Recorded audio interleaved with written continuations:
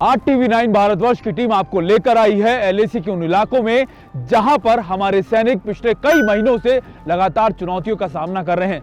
आज हम आपको दिखाएंगे एक्सक्लूसिव ग्राउंड रिपोर्ट, जिसको देखकर, जिसको जानकर आपको एहसास होगा कि हमारे सैनिक किन परिस्थितियों में यहां पर बने हुए हैं। सबसे इंपॉर्टेंट या फिर आप कह सकते हैं कि सबसे करीब जो एलएसी है वो है उत्तराखंड के इलाकों में। 350 किलोमीटर की एलएसी है, जिसमें ना सिर्फ भारत और चीन की कई जगहों पर बॉर्डर लगते हैं या फिर आप कह सकते हैं कि विवाद है चीजों को लेकर, और सबसे इंपॉर्टेंट ट्रांजैक्शन यानी नेपाल का जो ट्रांजैक्शन है उस पर भी मैं आपको लेकर चलूंगा। और आज दिखाऊंगा ग्राउंड रिपोर्ट, एक्सक्लूसिव रिपोर्ट, जिसको देखकर आप हैरान हो जाएंगे और जिसको देखकर आपने आज से पहले कभी ये रिपोर्ट नहीं देखी होगी। आज टीवी9 भारतवर्ष पर हम आपको सारी जानकारी देंगे सीधे ग्राउंड रिपोर्ट के साथ।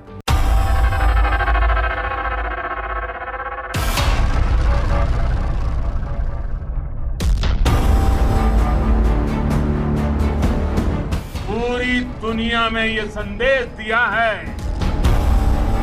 कि भारत की ताकत क्या है। भारतीय सेना इस पूरी शक्ति में या फिर इस लड़ाई में निपुण है।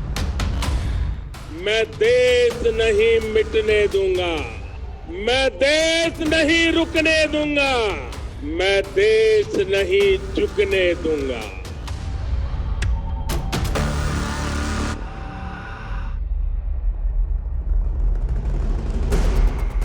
एलएसी पर हालात नाजुक, बेहद नाजुक हैं।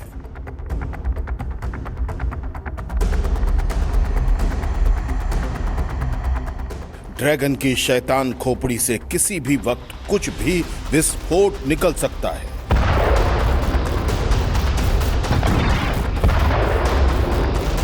वजह है एलएसी पर भारत का अचूक सुरक्षा कवच। वजह है एलएसी पर चीन से ज्यादा मजबूत होता इंफ्रास्ट्रक्चर।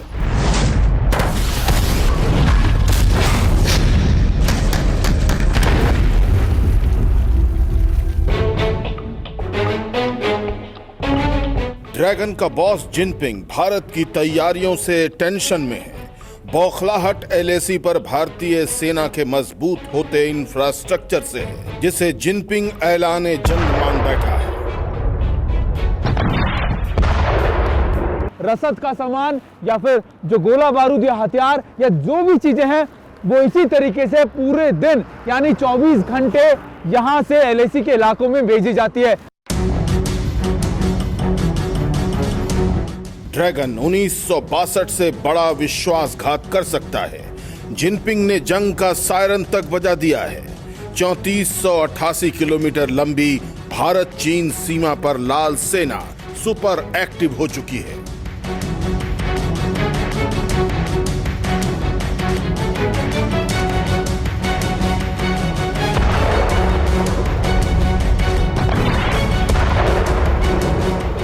ड्रैगन का बारूदी फन कुचलने के लिए इंडियन आर्मी रेडी है। छलिया चीन की गोली का जवाब गोले से दिया जाना तय हो चुका है।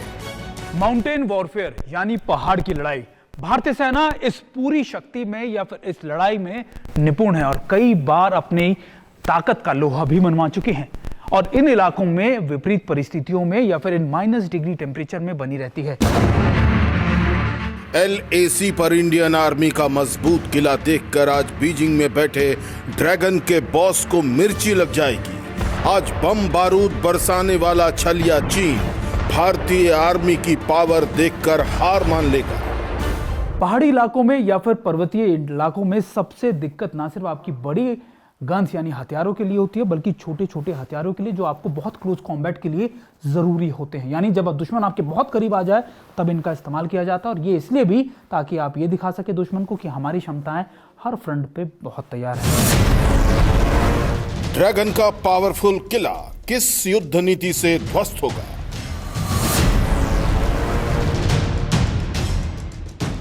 एलएसी पर इंडियन आर्मी ड्रैगन का गुमान कैसे तोड़ेगी? -40 डिग्री में लाल सेना की कब्र खोदने का ब्लूप्रिंट रेडी। छलिया चीन की हेकड़ी तोड़ने के लिए तैयार हैं हम। आज आपको एलएसी की उन फॉरवर्ड पोस्ट पर लेकर चलेंगे जहां चीन के डर का सेंटर है। आज भारत की तैयारियां देखकर बम बारूद से खेलने वाला चीन हिंद के हिमवीरों के आगे सरेंडर कर देगा।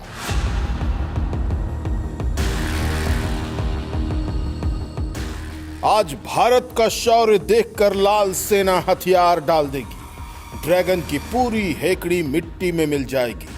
ड्रैगन के बारूदी दांत तोड़ने के लिए कैसे -40 डिग्री में इंडियन आर्मी एक्शन में है, कैसे हार जमा देने वाली ठंड में चीन के चीथड़े उड़ाने के लिए भारतीय सेना रेडी है। आज पहली बार उन बर्फीले बंकरों में खून जमा देने वाली वादियों में कैमरा दाखिल होगा।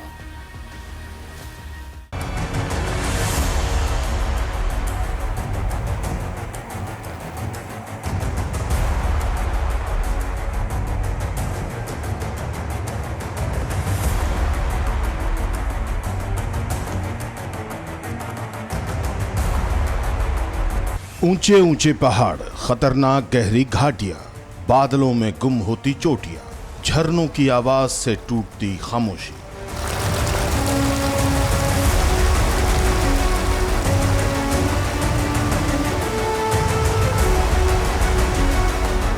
जहां -20 डिग्री से -40 डिग्री के बीच भारतीय जवान दिन रात करते हैं पेट्रोलिंग, जहां रस्सियों के सहारे पार की जाती है नदियां,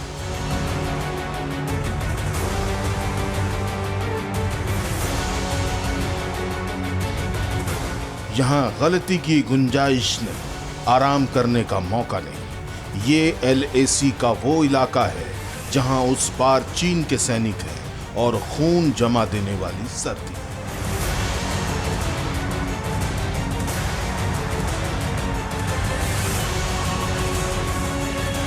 TV9 भारतवर्ष का कैमरा उन दुर्गम इलाकों में पहुंचा जहां इंडियन आर्मी के जवानों के अलावा किसी को जाने की इजाजत नहीं।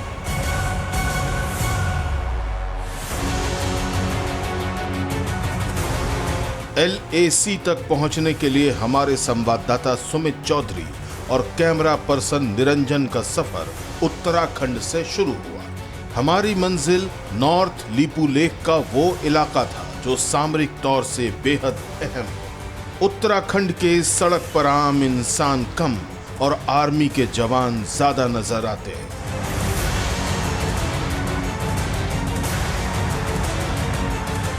इस सड़क पर टूरिस्ट की गाड़ियां नहीं, मिलिट्री के ट्रक नजर आते हैं। TV9 भारतवर्ष संवाददाता सुमित चौधरी और कैमरा पर्सन निरंजन अब उस सीमा को पार कर चुके थे जहां के बाद आम लोगों का जाना मना है।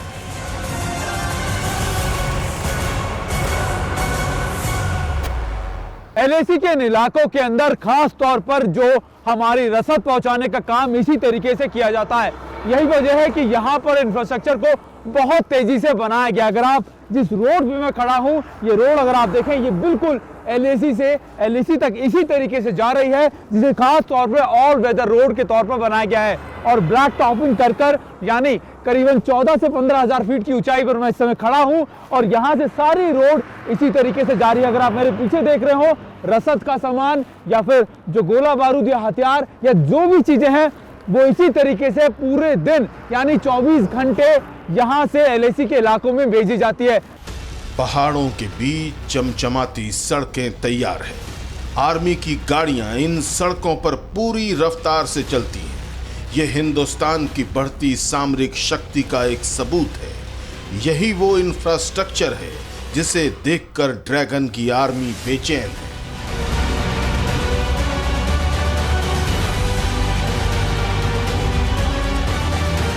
इसी सप्लाई लाइन की बदौलत हिंदुस्तान के जवान दिन रात LAC पर चौकसी कर रहे हैं। अगर कोई रुकावट है तो सिर्फ कुदरती है।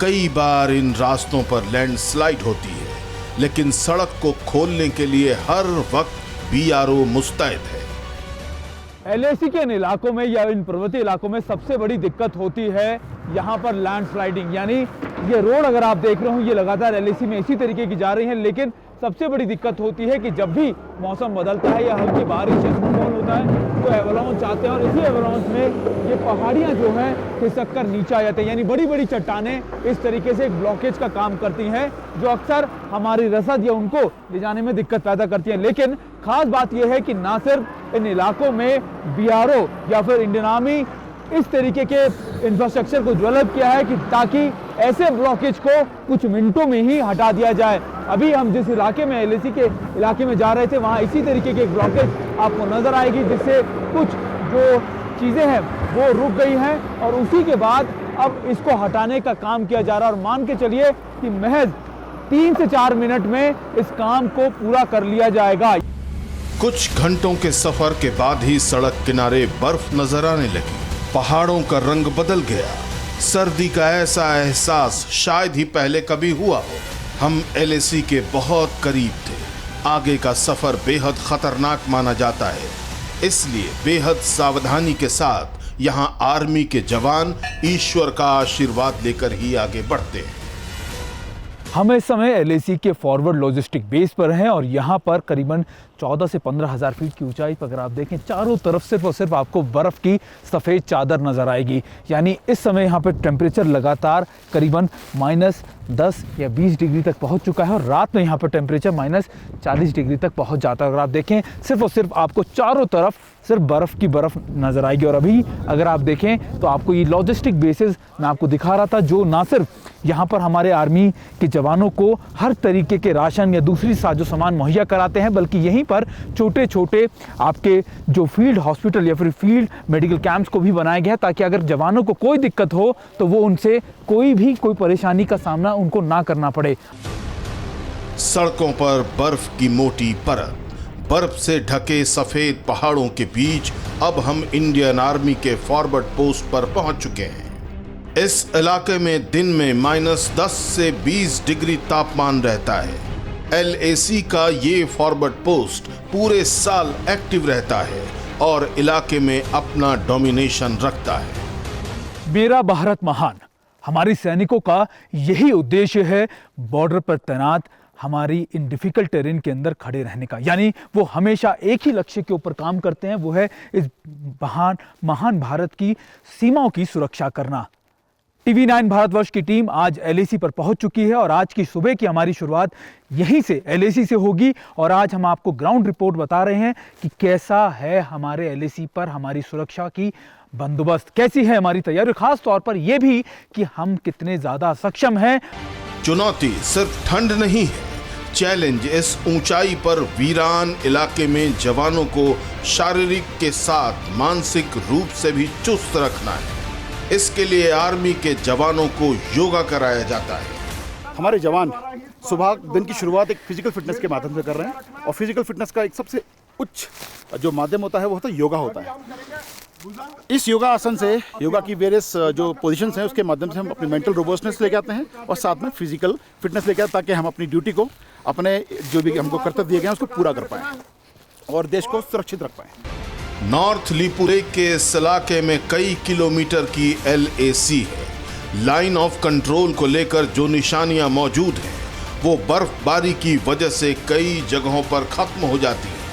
इसलिए इस इलाके में आर्मी की पेट्रोलिंग बेहद अहम है, क्योंकि इंडियन आर्मी की लगातार मूवमेंट से ये तो तय होता है कि भारत का इलाका कहां तक है। एरिया डोमिनेंस के लिए सबसे ज्यादा जरूरी होता है कि जवान अपने इलाकों से पूरी तरीके से वाकिफ हो और इतने ज्यादा फैमिलियर हों कि उनको किसी तरीके की दिक्कत ना हो। यानी ना सिर्फ समर्स में बल्कि विंटर्स में जब स्नो पड़ने के बाद सारे रास्ते एक जैसे लगते हैं और सफेद चादर के अंदर सारे रास्ते छुप जाते हैं। यानी पेट्रोलिंग करना बहुत मुश्किल होता है। अगर आप देखें कि मेरे सामने से एक ऐसे ही पेट्रोलिंग पॉइंट या पेट्रोलिंग करती हुई पार्टी आपको नजर आ जाएगी, जो एलएसी के इलाकों में अपने एरिया डोमिनेंस के लिए लॉन्ग पेट्रोलिंग पर निकली है। और अगर आप देखें कि इनका मकसद होता है ना सिर्फ अपने इलाकों के अंदर डोमिनेशन करना, बल्कि इनका मकसद ये भी होता है कि किसी भी तरीके की मिस एडवेंचर या फिर कोई भी अगर हमारे इलाकों में कोई अपने घुसपैठ करने की कोशिश करे तो उसके ये रोक सकते। पेट्रोलिंग के लिए निकलने वाले जवानों के पीठ पर बहुत बड़ा बैग होता है, क्योंकि इस इलाके में मौसम कभी भी बिगड़ सकता है। पोस्ट पर इन जवानों को लौटने में कई बार 10 से 20 दिन लग जाते हैं। ऐसे हालात में ये जवान अपनी जरूरत का हर सामान साथ लेकर चलते हैं। पोस्ट से निकलने वाली पेट्रोलिंग पार्टी ने कई ऐसे सीक्रेट पॉइंट्स बनाए हैं जहां जमीन के भीतर जरूरी सामान और हथियार रखे गए। दुश्मन का मुकाबला करने के लिए जमीन के भीतर कई जगहों पर बारूद और रसद का भंडार मौजूद है।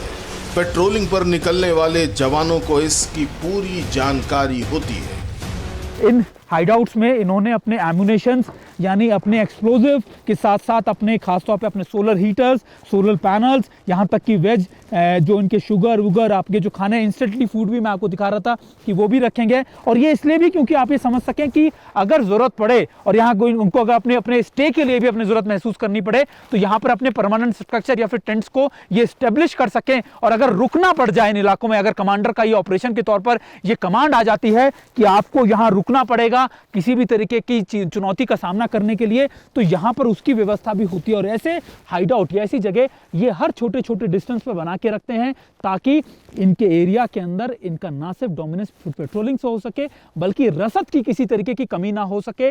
LAC तक सड़कें तो पहुंच चुकी हैं, लेकिन जंगली इलाकों में पेट्रोलिंग के दौरान जवान इस तरह से नदियों को पार करते हैं। इस इलाके में पानी बहुत ठंडा रहता है, इसलिए जवान रस्सियों से नदी नालों को पार करके चप्पे चप्पे पर नजर रखते हैं।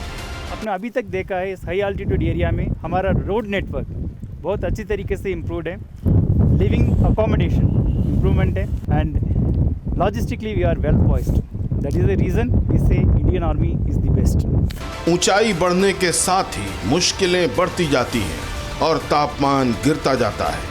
हिंदुस्तान के वीर जवान हर मुश्किल का सामना करते हुए आगे बढ़ते हैं और LAC के करीब रहकर चीन की PLA को चुनौती देते हैं।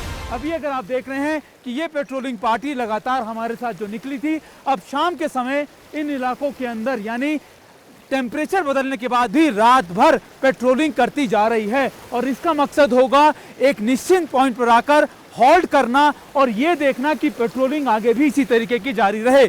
और अभी ये पेट्रोलिंग पार्टी करीबन 20,000 फीट की ऊंचाई पर है और इसके बाद ये आगे जाएगी और उन एरिया तक पेट्रोलिंग करेगी जहां पर इनको अपना डोमिनेशन बरकरार रखना है।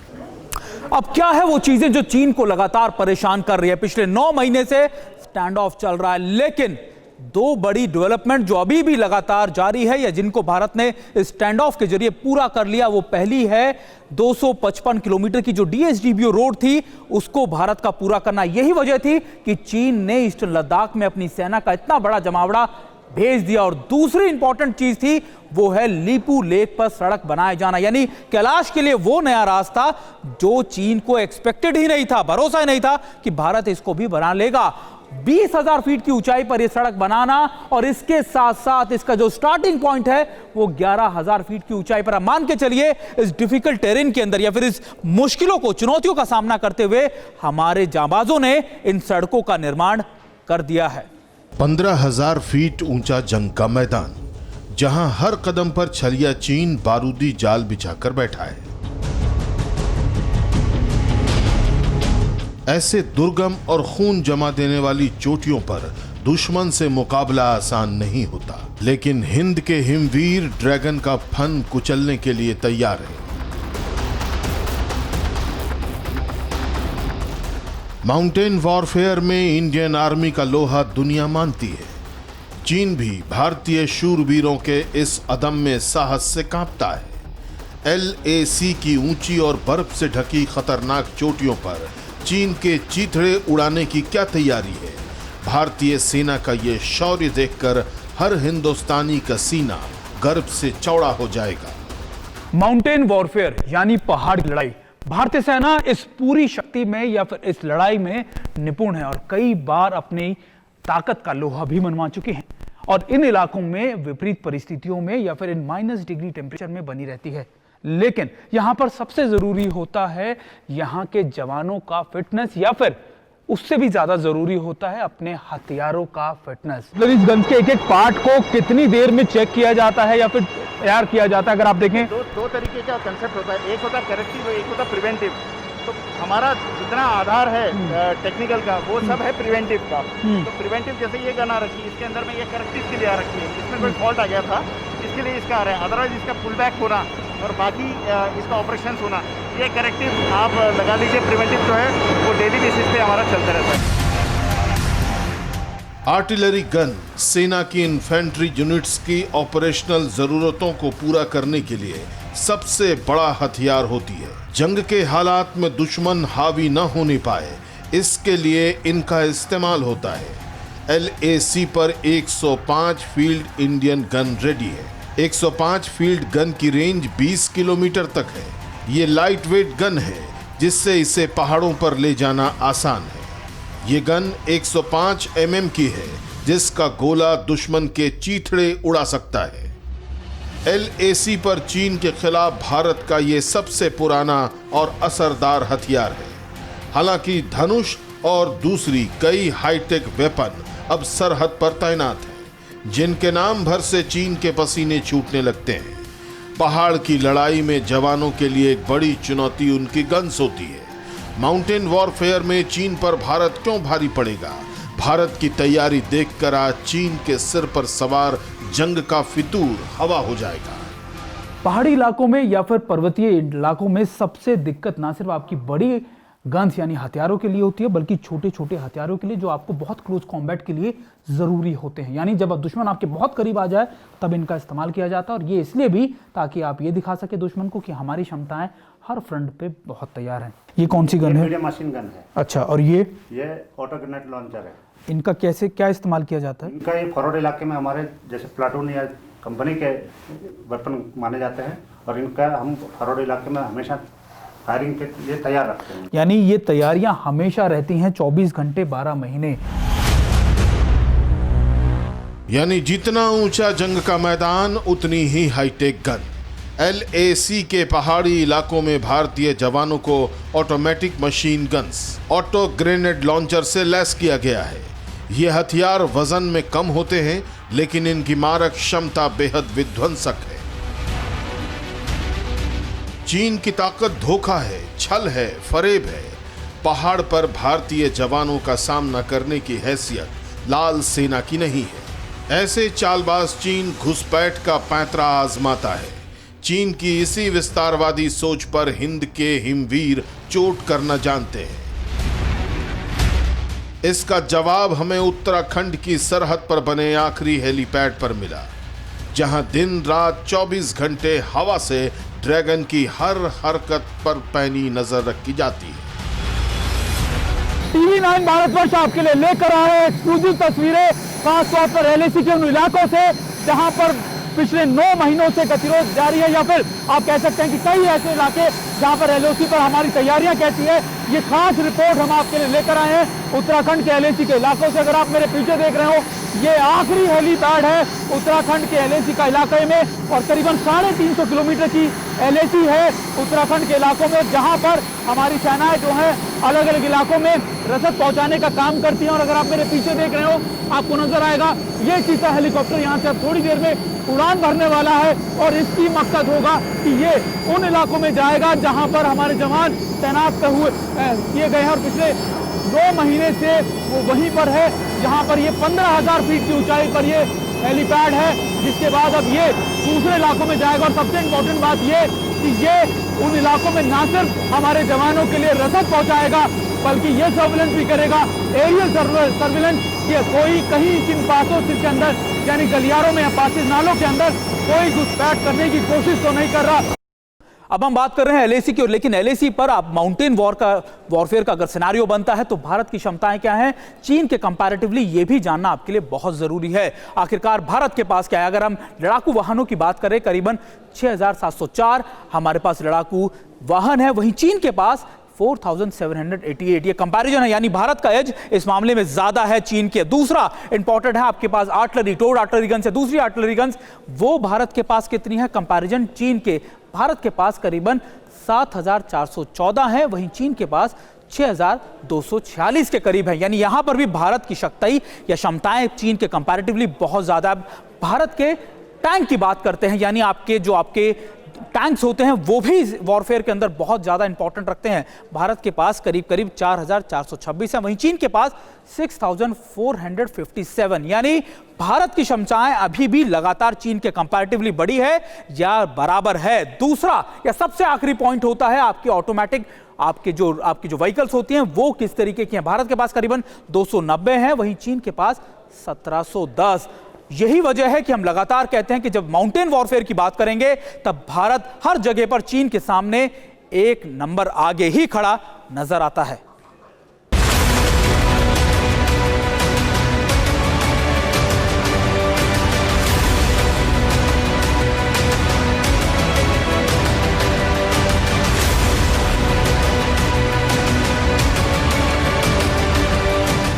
इंडियन आर्मी की सबसे मददगार बेजुबानों की ये ब्रिगेड हर वक्त एलएसी पर मुस्तैद रहती है।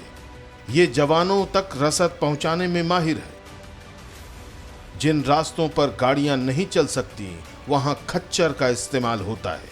भारतीय सेना में कुछ ऐसे भी सोल्जर होते हैं जिनकी कहानियां अक्सर आप तक नहीं पहुंच पाती, और वो होते हैं ये म्यूल। जी हां, आपको सुनकर थोड़ी हैरानी होगी, लेकिन ये सच बात है कि कई जंगों में इन्होंने भारतीय सेना के जवानों के साथ साथ मिलकर इन डिफिकल्ट टेरेन में हमारे जवानों को पूरी तरीके से सपोर्ट किया है। 60 से 80 केजी का जो वजन है उठाकर इन डिफिकल्ट टेरेन में, यानी 15,000 से 20,000 फीट से उससे भी ऊंची ऊंचाई पर ले जा सकते हैं। ड्यूटी बेहद कठिन है, मौसम बेहद खराब है। ऐसे में जवानों का जोश बरकरार रखने के लिए उन्हें सही तरीके से आराम देना भी जरूरी है। इंडियन आर्मी के पास ऐसे आधुनिक टेंट हैं जिसमें -20 डिग्री में भी रहा जा सकता है। इस समय हाई एल्टीट्यूड एक ऐसे ही टेंट के अंदर हूं जहां पर हमारे साथ कैप्टन भी हैं, कैप्टन कार्तिकेय। कैप्टन, अगर आप मुझे बताएं कि क्या कुछ खासियत होती है इन टेंट्स की, और क्या कुछ अभी यहाँ पर कितने लोगों को रखा जाता है ऐसे टेंट्स में? ये टेंट स्पेशली हम हाई एल्टीट्यूड एरियाज़ के लिए मेंटेन करते हैं, जो कि -20 डिग्री टेम्परेचर के लिए भी कारगर हैं। यहाँ पे 20 पीपल कैन स्टे देयर, और ये हीटिंग के लिए हमारे पास यहाँ बुखारी है। यहाँ पे अगर हाई एल्टीट्यूड एरिया में हमारे टेंट लगे हैं तो हीटिंग के लिए हम यहाँ पे बुखारी भी लाते हैं, जिससे ये टेंट गर्म भी रहता है। बर्फ के बीच दुश्मन का मुकाबला करने के लिए हथियारों के साथ ऐसे कपड़े भी जरूरी हैं जिससे जवानों को ठंड न लगे। एलएसी पर बर्फबारी और कड़ाके की ठंड से मुकाबले के लिए सेना के जवानों को खास तरह के जूते और कपड़े मिलते हैं। एलएसी पे जवानों को ना सिर्फ उनके खाने पीने का, रसद का, बल्कि जो उनके इक्विपमेंट के सारी सामानों के साथ साथ होते हैं उनके ज़रूरी कपड़े, यानी इन हाई एल्टीट्यूड में इनके लिए स्पेशल क्लोथिंग दी जाती है ताकि -40-50 डिग्री में इनको कोई दिक्कत ना हो। अगर आप देख रहे हो कि ये स्पेशल जैकेट्स हैं जो अगर इनको दी जाती है, ये पैंट है। चीन के खिलाफ हिंदुस्तान की तैयारी इतनी पुख्ता है कि अगर युद्ध हुआ तो एलएसी के करीब जवानों के लिए रसद और कपड़ों की कमी करीब 1.5 साल तक नहीं होने वाली है। मतलब ये कि चीन ने अगर हमारी सप्लाई लाइन पर प्रहार किया, फिर भी हमारी फौज एलएसी पर 1 से 1.5 साल तक जंग लड़ सकती है। एलएसी के करीब राशन का विशाल डिपो भी बनाया गया है। यहाँ भी करीब साल भर खाने का सामान रखा गया है। जवान किसी भी पोस्ट या पोजीशन पर हो, उसे जरूरी सामानों की किल्लत कभी नहीं होती। चाय बिस्किट से लेकर चावल, आटा, दाल तक का स्टॉक मौजूद है। हाई एल्टीट्यूड एरियाज के अंदर जवानों को स्पेशल राशन दिया जाता है, यानी जरूरत के हिसाब से जिस हाई एल्टीट्यूड में वो हैं उसके हिसाब से हर साजो सामान दिया जाता है, जिसमें ना सिर्फ उनके लिए जरूरी प्रोटीन्स, कार्बोहाइड्रेट्स, बल्कि हर डाइट का हर सैनिक के हिसाब से ध्यान रखा जाता है, जिसमें कॉर्नफ्लेक्स से लेकर उनके बॉर्नवीटा, चॉकलेट, यहाँ तक कि उनके चीज़ या फिर उनके जो दूसरे पनीर, ऐसी चीज़ों का ध्यान रखा जाता है ताकि हर सोल्जर को हर साजो सामान पूरी क्वांटिटी में उन तक जरूर पहुंचे। पेट्रोल, डीजल, केरोसिन का भी भंडार इस वक्त एलएसी के करीब मौजूद है। छोटे ड्रम से लेकर बड़े टैंकर तक में तेल को फुल रखा गया है। स्टॉक इतना है कि सेना को इस इलाके में 1 से 1.5 साल तक तेल की कोई कमी नहीं होगी। जवानों के राशन या रसद के साथ साथ एक और रसद बहुत इंपॉर्टेंट होती है, वो होती है हमारे इक्विपमेंट या फिर हमारी जो साजो सामान ले जाने वाली गाड़ियों की रसद, यानी तेल, ऑयल, कैरोसिन, ये सब कुछ इंपॉर्टेंट चीजें हैं जो हमारे जवानों तक पहुंच पाती है, क्योंकि अक्सर हाई एल्टीट्यूड में हमारे जवानों के टेंट को गर्म रखने के लिए, हमारी मूवमेंट के लिए ये साजो सामान बहुत जरूरी होता है। यानी 1 साल का रिजर्व इन डंप्स में रखा गया और 1 साल का डंप या रिजर्व आगे पहुंचाया जा चुका है। बर्फ के बीच लगातार रहने वाले जवानों की सेहत का भी पूरा ख्याल रखा जाता है। बर्फ के बीच से लौटे जवानों का रेगुलर चेकअप होता है। अगर किसी जवान को कोई भी दिक्कत हुई तो उसे पोस्ट छोड़कर बहुत दूर जाना नहीं पड़ता है, क्योंकि LAC के करीब ही आर्मी ने अपना हाईटेक हॉस्पिटल बना लिया है। इन्हीं तैयारियों की वजह से चीन को हिंदुस्तान पर आंख उठाने की हिम्मत नहीं हो रही है, और यही वो तैयारियां हैं जिसके बल पर हमारी आर्मी किसी भी वक्त जंग में चीनी सेना को हरा देने का दम्भ भरती है। कैमरा पर्सन निरंजन के साथ सुमित चौधरी, TV9 भारतवर्ष।